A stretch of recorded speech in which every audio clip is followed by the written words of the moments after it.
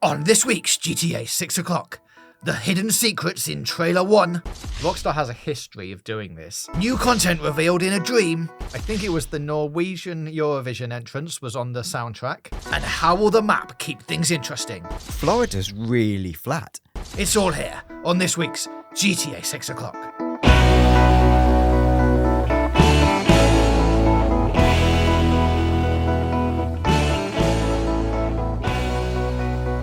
Hello and welcome along to episode 30 of GTA 6 o'clock. Happy birthday to us, 30 episodes in, only about 70 to go until launch. And we are still here extrapolating on GTA 6 rumours and putting some meat on the horse of the wild speculation. I'm JJ and here in the studio with me is Dan Dawkins. Hello Dan, what is the rating for this week's intro?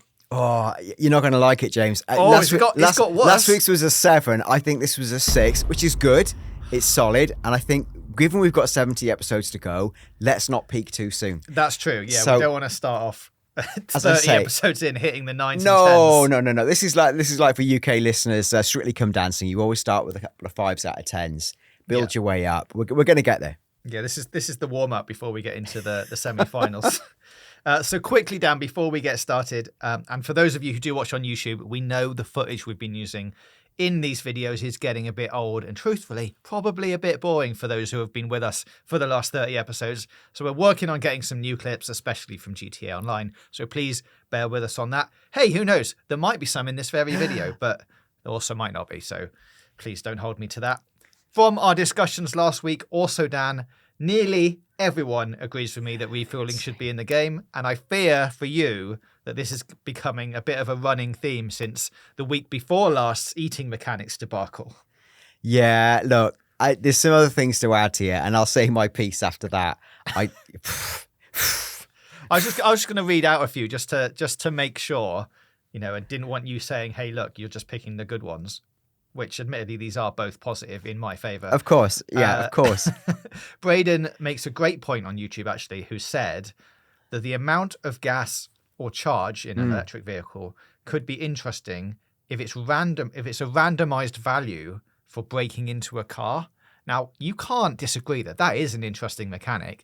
If gas is in it, you break into one of these cars and you're like, yes, I've got the supercar. Oh, wait, it's out of charge or it's only got enough gas to get me around the corner. That's fun, right? Well. Yes, it is. And Norbert actually follows up on this saying, fueling up a car sounds cool, a nice break. It will probably only need to be done every now and then. And also imagine stealing a car which has barely any fuel. It's an interesting element to add to the game, especially when doing a getaway, etc. Could be fun. Well, look, as described last week, what would be fun is one mission where you travel for the full length of the map in, for example, a stolen police car or a tanker where the fuel's depleting. That would be fun. What would not be fun is having to pick up and fuel your car all of the time. This is what I think. And I will say, if people just are lapping up this reality thing, I'll throw a few things out there and people can say if they want them, right? How about when you eat food, you have to put your knife and fork down, right? Do people want that? No, because we're buying fast food burgers and just eating them in the street. Okay, what about you got to unwrap the burger? Would that be fun? All right, no. Well, actually, would it? Maybe. I don't know. If you have a drink, if I get a coffee, I've got to say I want it this hot and that affects how much energy I get in my cores, then I got to pop a sugar in it. Yeah, is that fun? Is it? See what's happening here. Yeah. I can go on because reality, my friends, you can tell I'm a man on the edge. Reality grinds you down and I want less of it in my video games. Well, okay, fine. But to counter that, what a lot of people have said in the comments actually is a mechanic like they had in a game like Mafia 2, where actually they did have a fueling mechanic in the game, but you could essentially drive the car around most of the map without needing to go and visit the station. It was just there. If you wanted to add that bit of realism, you could pop in and fill your car up. So exactly, that degree of it's essentially cosmetic nonsense I approve of.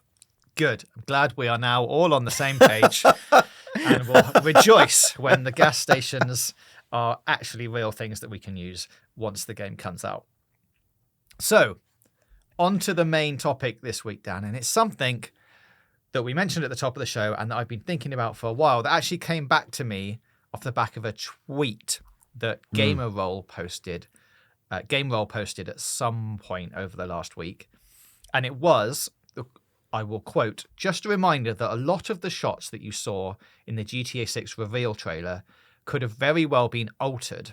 We saw Rockstar do this with Red Dead Redemption 2. For example, this scene, we'll put the image on the screen, took place at camp and not in Blackwater. And if you can't see the image, it's an image that actually took place in the camp and is now the background is a city. So they've just basically replaced the background. This is to misdirect our perceptions of the story. So I wanted to dive into this a little bit deeper. And it's not an uncommon thing to do, although I think it happens more in game trailers than it does in movie trailers. I can't recall that many movie trailers having significant lead actors swapped out in certain scenes or backgrounds changed. I might be wrong. I'm sure a lot of you in the comments are going to be like, actually, what about this trailer? But Rockstar and a lot of other game developers that we'll get onto, Rockstar has a history of doing this. So in the GTA 5 gameplay trailer, there was this scene, which is all three of the lead protagonists standing looking at an explosion, which is actually from the very end of the game. It's a cutscene from the sea ending, but in the trailer, the gameplay trailer, is portrayed as part of the Blitz play mission. Obviously, you're not going to know that until we get to, until you've played the game and you're like, oh, I didn't see that at all. There's a lot of things in Red Dead trailers. There's a scene in this Red Dead 2 launch trailer that actually features Catherine on the ground in this clip. But she's been replaced with a guy to mask what is going on in that scene.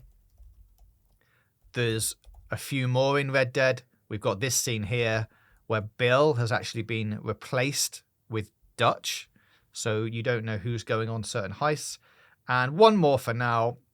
This shot was actually one of the most memorable for me shots in the Red Dead 2 campaign. And it's here we see Sadie and the gang in Valentine, but actually there aren't any missions in the game with her in this place. And I'm sorry, Dan, if there are any Red Dead 2 spoilers in this little thing, but I think you're far enough through the game to know that these things have happened. I'm not very far into the game, so this is heinous spoilage.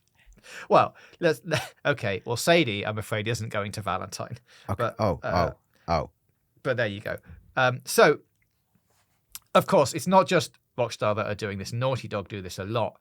Most notably, there was quite a key scene in The Last of Us Part 2 extended trailer, which used a scene where someone we don't see, you guys might remember this, I certainly do, grabs Ellie from behind and pulls her back from going after some of the thugs. She turns around and she's surprised and she's like, hey, what are you doing here? In the trailer, the camera then cuts to Joel, who says, you think I'd let you do this on your own? That was my attempt at a Joel. It was like being in the room with him. I won't do that again. Now, of course, we know from playing the game that scene actually involved Jessie, who had been following her on her revenge quest. And it's actually the exact same line that Jessie says in the game. All they did was replace Joel with Jessie to give you a sense of oh my God, I can't believe Joel's going to be following Ellie. Now, spoilers, and you can skip forward a few minutes if you haven't played Last of Us Part 2. Dan, have you played The Last of Us Part 2? I have. Okay, good. All the way. Or I guess if any of you haven't played it and are going to watch the TV show, also spoilers. Oh, again, yes. Skip through a few Please minutes. skip through. All those people have gone now. So we know that in The Last of Us Part 2, Joel actually dies very early on. Whoa, hang on. I didn't say I'd get to that bit. I'm joking. I mean, I'd hope you have played the first few hours of that game, at least to see him get clobbered with the golf club. Yeah. So what they were doing there is a classic bit of misdirection. So if we then look at the scenes of the GTA 6 trailer, are there anything in here that we think could be a little bit of misdirection? I will go first, Dan. First up, the lines that we hear at the very beginning of the trailer, where we think the correction officer, Stephanie, says, Lucia, do you know why you're here? if you listen to those lines in isolation, those lines are not connected. I do not believe those things are from the same sentence. Lucia, do you know why you're here? Bad luck, I guess. Nor do I believe that Lucia's bad luck, I guess, is a response to her saying, do you know why you're here? What I think that they've done there is very cleverly, obviously, cut together lines and made them into a sentence that is believable. I don't think we should be assuming that these things are part of the same sentence or even part of the same conversation. So I guess the big point is, can we assume, though, that these are the right people in this scene? We're talking about the scene in the first, the bit in the jail. I think probably yes. What I don't believe, I believe they have a conversation. I don't believe that those lines will play out like that in the game. Yeah, I think with all of this, I guess this is a really interesting point about why game trailers get changed or things don't appear in game trailers. I think there's a difference between things are not in the trailer because they don't exist yet, or they're still messing about with the character design. If you go all the way back to the first GTA 5 trailer, like the only character we see, albeit briefly, is Michael, and he's almost like you would probably guess he's the main character, but he's not at the forefront of that trailer whatsoever. In fact, there's not really much story in that trailer. It's more of a vibe, ambience, here's everything trailer. Yeah, and crucially, although we know now, the lines that you hear, you just assume that it's him because he's like the prominent, he's one of the first people you see, and you're like, it's clearly him doing a monologue of the.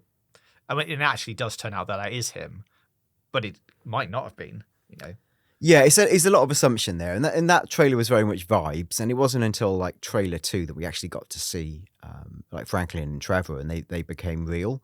So I think there's an element of this where it's that, well, either those characters aren't ready to be shown and or they're changing who they are. And then there's another element of, like, which speaks to the Red Dead thing of they're just trying to protect people from spoilers. And so they are doing a bit of jiggery-pokery, moving people in and out of scenes.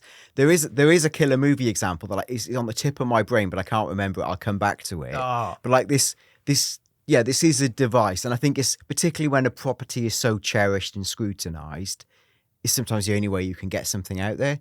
And the third wheel of this is sometimes lines get spliced just because a trailer has to work in its own right. So it might be that for example, this chat with the sort of parole officer or whatever we're calling her, it could be that the line is cut or spliced to flow better because maybe the full length conversation just doesn't work in the snippet. So they're just cutting and truncating things. That's why I don't know. It's very difficult to tell, but I think all of those factors are reasons that trailers can be different to what they actually turn out to be. Yeah, and that kind of thing happens all the time in like movie trailers and stuff, where they're taking sections of lines from other bits in the film and cobbling them together to make a cohesive trailer. Otherwise, you'd end up with trailers that are like 5 minutes long as you try and explain why these people are having a chat with each other. So that stuff happens all the time. There's a few more things that I'd like to go through from the GTA 6 trailer 1. There's the scene where they are speeding away on the boat, and there's 3 boats like in the dock. And I think this is quite interesting because it's actually quite a long shot in the trailer, but doesn't contain anyone we ever see again.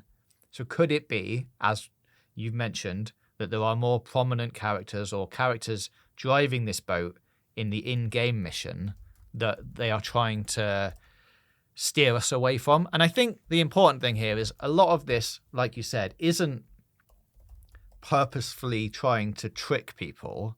It's trying to, almost protect us from spoiling the entire game for ourselves before we get to see it. So there's a lot of that kind of thing going on. I'd like to know the boat thing. Do you think there could be anyone? I mean, we don't know any of the other characters is the main thing, right? So for something so early, I don't know why they would swap them out unless it's Jason and Lucia. But even in that point, you go, oh, cool, they're just driving a boat. Yeah, I think the question is more like, is this scene more significant than just some people on a boat? And then in which case, Are the characters on the boat significant?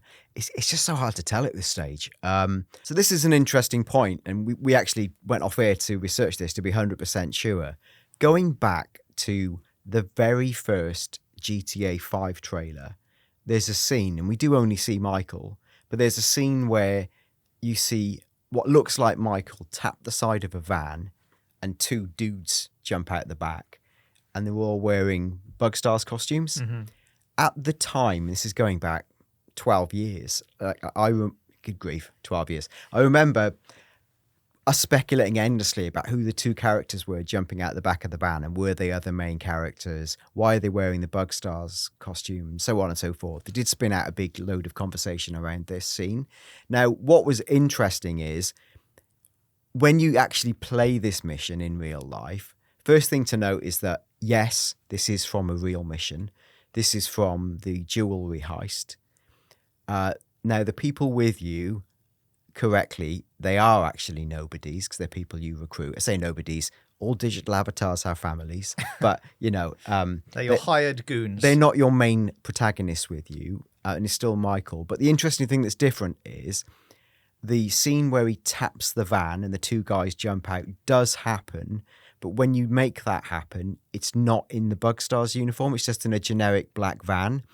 So to actually get the Bugstars kit, which is a separate mission, a pre-mission leading up to the jewelry heist, you do get the van, but then that's like the quiet way to do the heist, and you don't get the scene where he taps the van.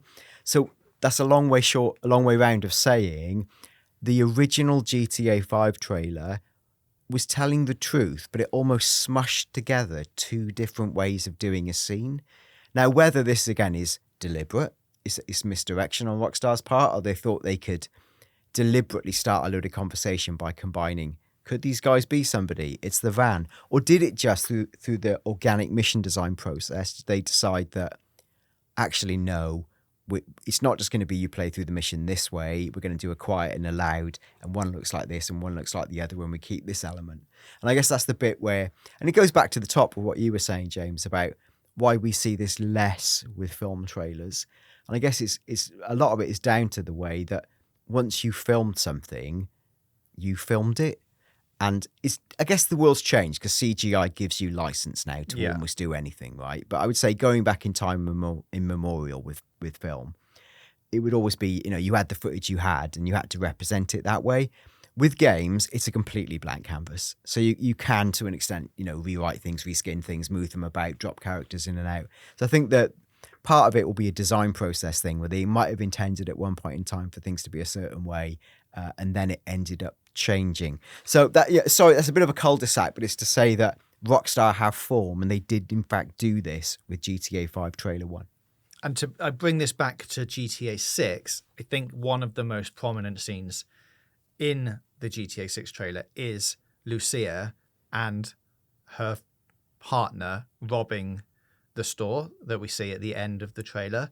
Now, there could be a situation here where the person that Lucia is with isn't actually the person you see in this trailer. Like, that could have quite easily been a model swapped out. It could be somebody else. There's kind of lots of things. Do we believe that? Well, now, because we're down the conspiracy rabbit hole, I'm not sure. But that is one of the scenes that could have been where they're swapping models around and trying to make things appear differently than they might do in the final game. There's one more bit I wanted to touch on here as well, which is back to the voice lines. Yeah. And it's Lucia's longer lines that we have at the end of the trailer where she's like, the only way we're going to get through this is by sticking together. Now, if you, like at the beginning, listen to those 3 chunks in isolation. The only way we're going to get through this is by sticking together. So the only way has a different cadence, I think, to her saying, we're going to get through this. The only way we're going to get through this is by sticking together. And the bit where she's like, we're going to get through this, feels to me like that's the end of a sentence where you'd be like, hey, come on, man, we're going to get through this.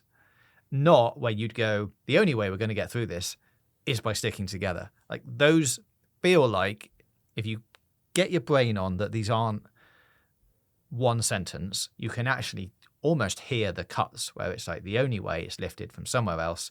We're going to get through this is by sticking together. So those, I think, as we said, are from different lines. And then, of course, you got the big line at the end where Lucia and the guy who we're calling Jason is in their motel room. And the only thing you actually see them say to each other is trust. So all of that other bit, the only way we're going to get through this is by sticking together. What you're led to believe is that she's saying that to this man in the hotel room. But that might not actually be the case. She might be saying that to someone else completely different in the story. And the line that we see them say to each other here is trust could be unrelated to those other things. And as we just discussed, might not even be Jason in that hotel room or the man or Lucia, I guess. It could be like, you know, some swapping, some jiggery pokery going on there. So all in all, I think it raises a lot of interesting questions. And I don't know how likely you think any of these things are, Dan, but as we've just discussed, Rockstar have form. Yeah, what I think's there's a couple of interesting threads from what you're saying there. I think one is, I guess the obvious one is the other person who's with Lucia, we're calling him Jason because of the leaks, and there was a lot of rumours around the game being a Bonnie and Clyde tale, even before the leaks, and then the leaks confirmed it. So we, in a weird way, in the meta or the 4D chess version of what's in GTA 6, we already had a few spoilers, we felt, or a few clues. So then we're watching trailer 1, ticking off everything, confirming what we believe to be true. So yes, we know Lucia, but the entire Jason character, we're assuming he's called Jason, and assuming he plays the role we assume he will play because we've seen the leaks and we've read the other stories. There is a world where, you know, like you say, there's a degree of swappage, or as simple as we've just called him Barry now or something, right? Which would be slightly disappointing.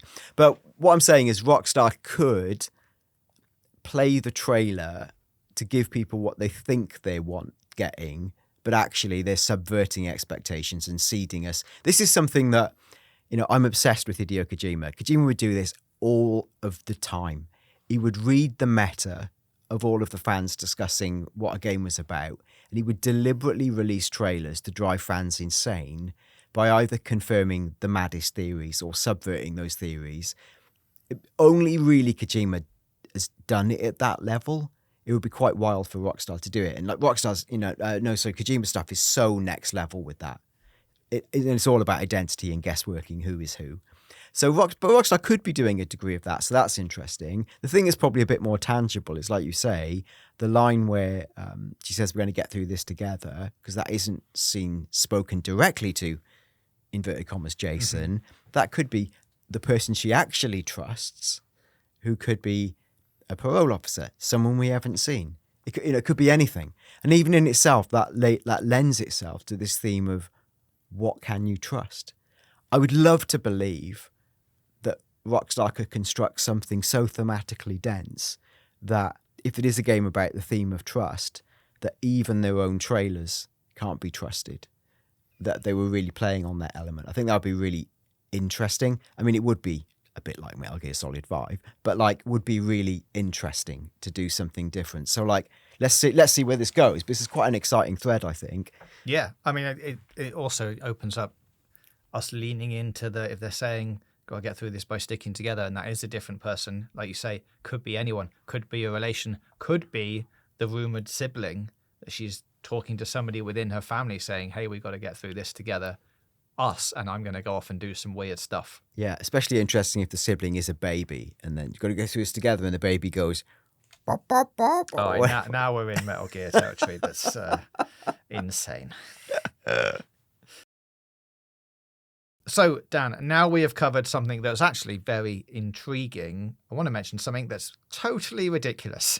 And that is this week, and we haven't really talked about this in person yet. We're doing it live on the podcast. Oh, my life. I had a dream, which is actually, for me, let's lift the curtain a bit, very rare. I rarely remember dreams.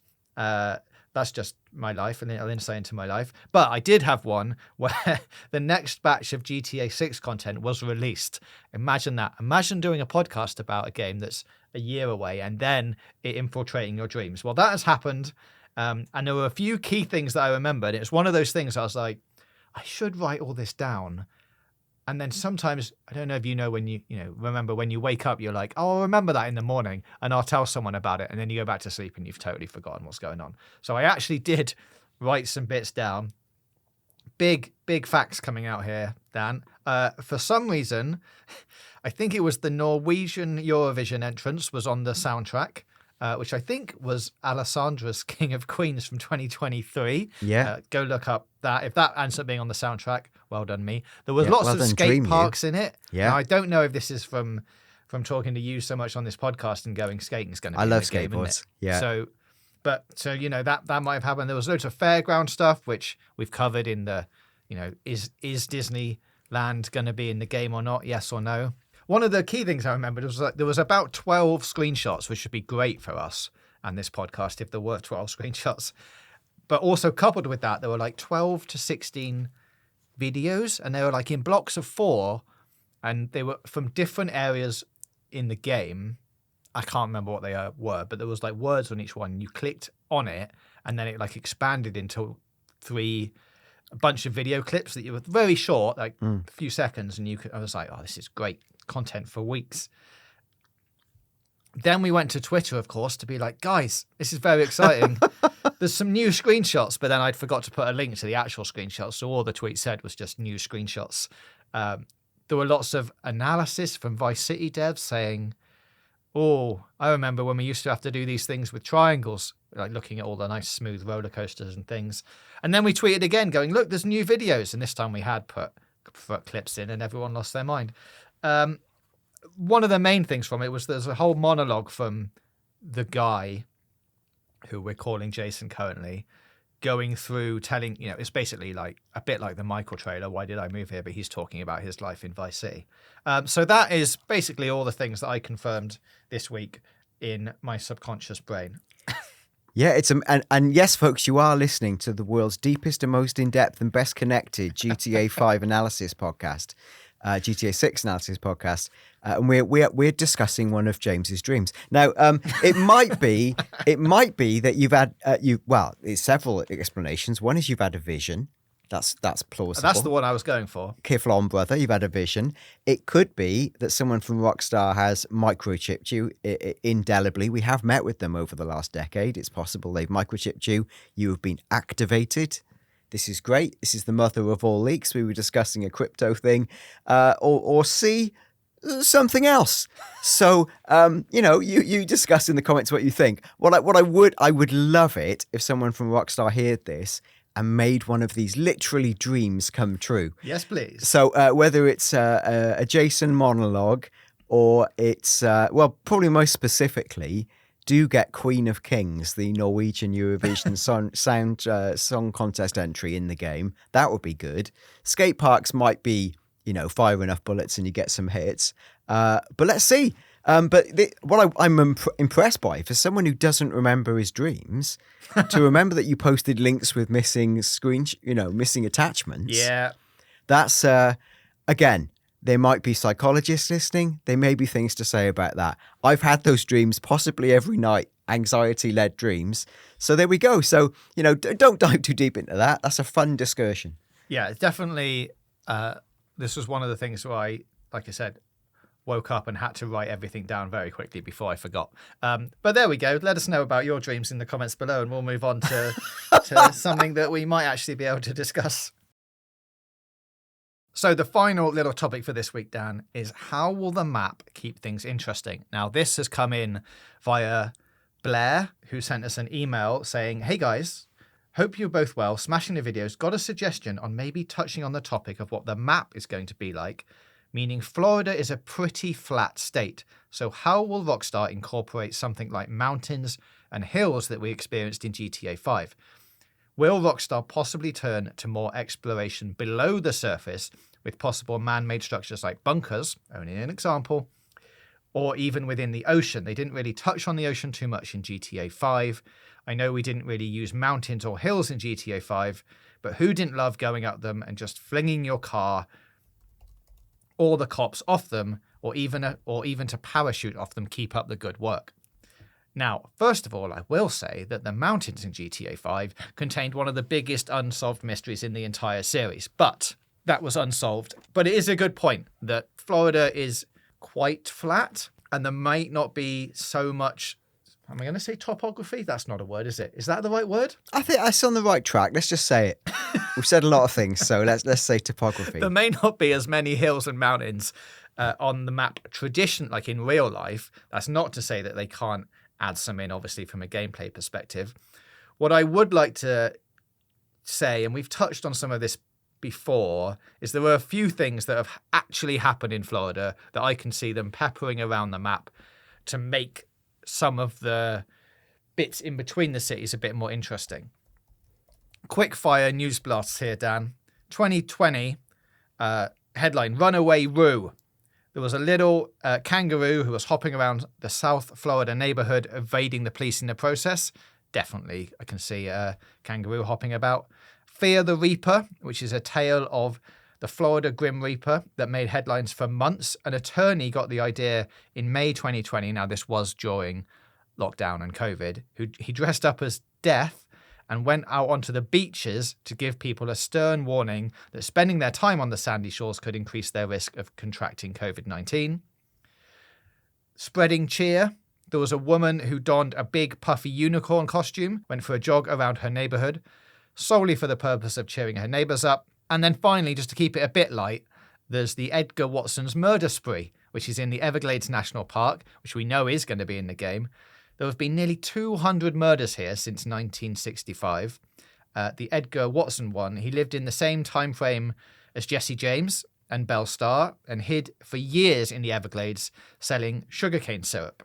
He hired out-of-town workers to tend to his farm, and when the bill came, he had a different way of settling up. Instead of paying his workers, he simply killed them all and dumped their bodies in the Everglades before hiring the next group of workers. Oh, lovely.